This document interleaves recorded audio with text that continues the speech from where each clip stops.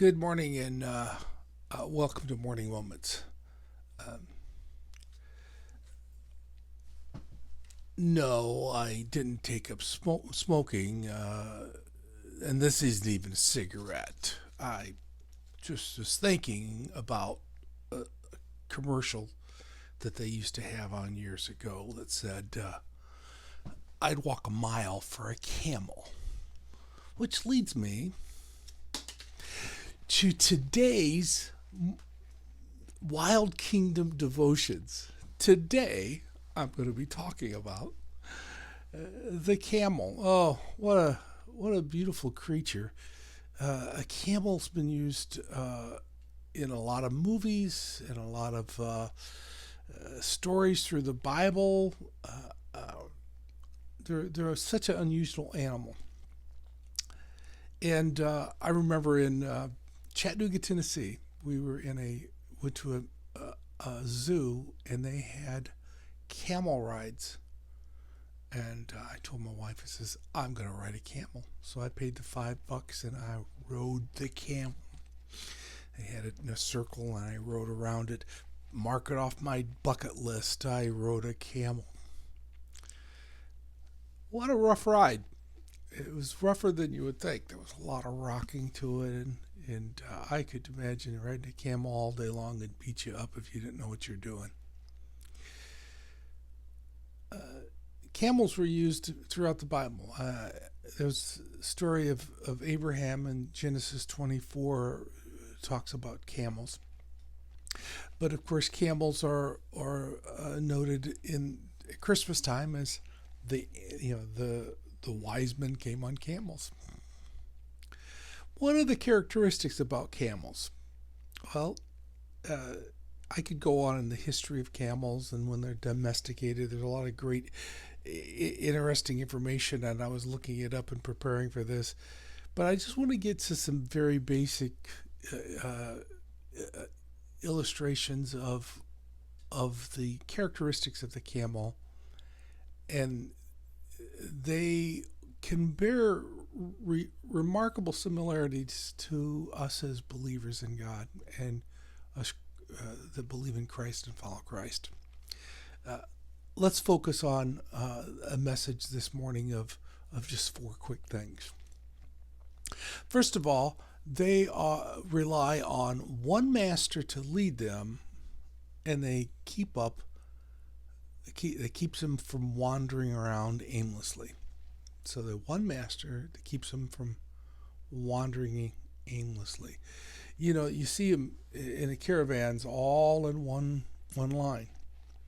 But if there wasn't one person to lead them, the camels would just go wherever they'd want. That master has to provide for them direction. It's that master that says, you go where I lead you. The master determines the destination, the journey, and the master also determines the cargo. How much load are we going to put on that camel is determined by the master. Sometimes you feel like, hey, I think you got too much on this camel. I think you've got too much, but the master says, no, I know you can handle it. And you're part of what the plan is, so I am putting the load on you. The master then also provides daily food and water. You know, camels are built for the long haul. They're not like a cheetah that just runs quickly, gets their prey, and if they don't get their prey, a cheetah, if they don't get their prey within the first few minutes, they have to stop and rest for quite a while because they're just fast, and they're all built in energy. But everything that's built about the camel, very interesting to study. How it stores its water supply and how it is built for the long journey through the desert. Even the feet has pads that absorb the sand. It's just amazing. But they go mile after mile after mile. You know, there are some of you that think we're in a sprint, and I want to just do everything for God right now, and I'll be done. But we're like the camel. It's a long journey. Through the years, I've seen people who fell off the journey. I've served with folks in church and leadership in churches, and been involved, and I looked at them now and see that their marriages is falling apart or have fell apart. Their life has just been destroyed by maybe alcohol, drugs, addictions. And I see them and I realize they weren't ready for the long haul. It's a long journey. And like the camel, I want to say, God, I'm built for the long haul, and I'm depending on you for my daily water and my daily food. Another thing I like about the camel is said that the camel's eyes are turned upward as they travel. They just travel and look upward. They don't look down, they look upward. Oh, in this day and age we're looking down at everything. we observe what people say and do, and we get discouraged by individuals in our journey rather than looking upward. God, you're the author and the finisher of my faith. I'm not going to depend on anybody or anything but you. I'm trusting you. I'm looking to you again for my daily substance, my direction.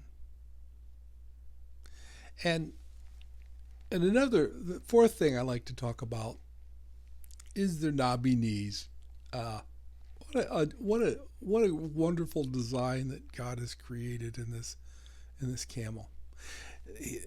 They have knobby knees of a camel, which is ideal and suited for kneeling on a frequent basis. Oh God, help me to kneel before you, to realize that on a frequent basis I need to bow down to you. Very interesting study of the eye of the needle. It's the gateway into cities like Jerusalem, where camels would have to go down and bow and go through the eye of the needle. Make the study sometime if you haven't heard it before.